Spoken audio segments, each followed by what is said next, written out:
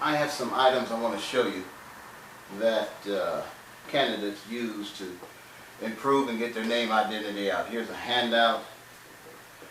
Here's another handout or a mailer. It's Spanish on one side, English on the other side. Another candidate featured their family, larger mail out. Another had a huge informational mailer that they put out. T-shirts. Everybody, all candidates, as well as those, use T-shirts. And everybody has yard signs. So the question that's asked of me by my clients, should I put my picture on my promotional material? So I asked them the question, when you go to vote, what do you see? Do you see a picture, do you see a name? They say, I see a name. So they inadvertently answered their question. But pictures, your picture, the candidate or challenger's picture on their campaign material is good if it's a, in my opinion, if it's a gateway sign. I'll get into what a gateway sign is when we get to talking about the ground game. But if it's a gateway sign or those large billboard signs, your picture is great there. Incumbent, challenger, name identity. Before we dive into that, I got to talk about a pet peeve of mine, and it's called term limits.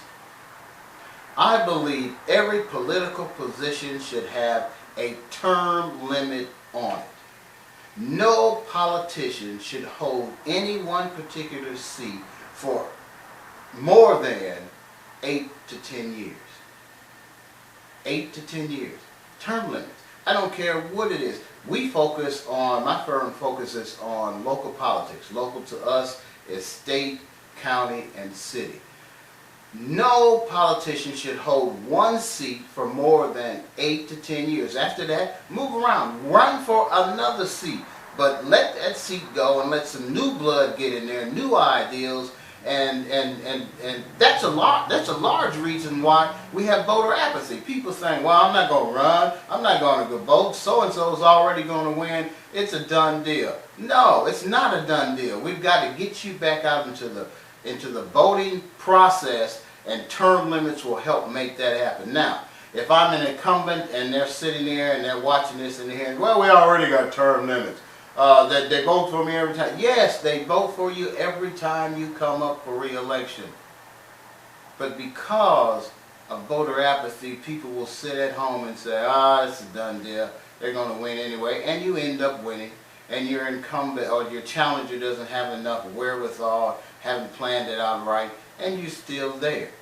But term limits will uproot you from that seat and have you focused on another seat or another position and bring some new blood into the campaign or political arena.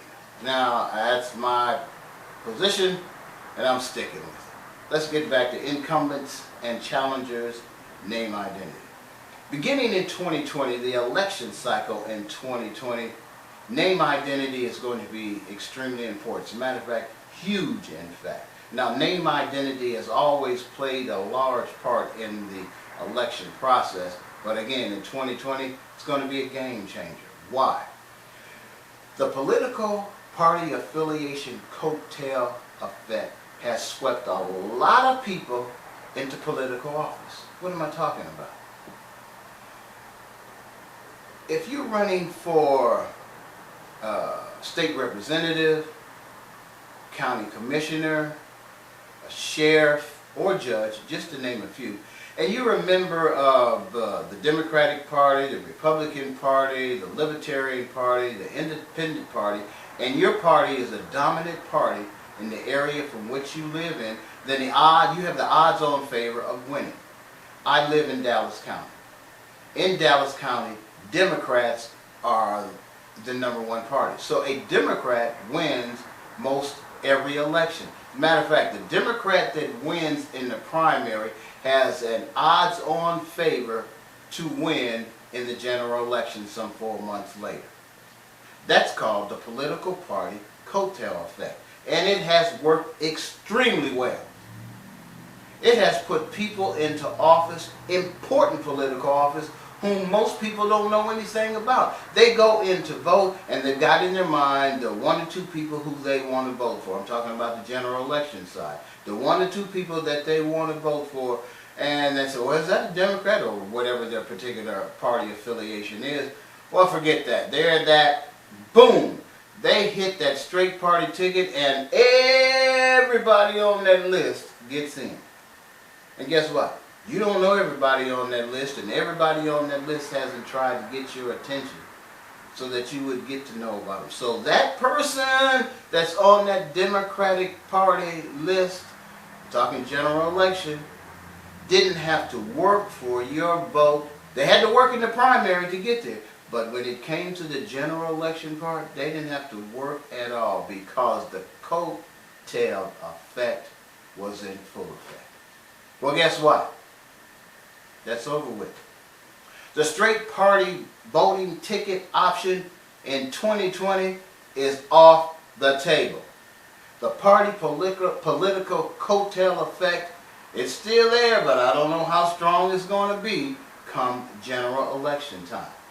That means that the incumbent, the sitting person right now in office, needs to be paying diligence to how secure their name identity is in the marketplace and how solid their voting base is. Now that's for the incumbent. For the challenger, that means you've got a good chance of unseating that person. Because if you've got good community ties, I'm talking about the challenger. If you've got a good name identity, I'm talking about the challenger. If you've got a reasonable action plan, you can unseat that incumbent. Now, in our process side, we talk about how the incumbent could re-entrench themselves and fight off a challenger. Also in our process side, we talk about how the challenger can uproot and unseat that incumbent.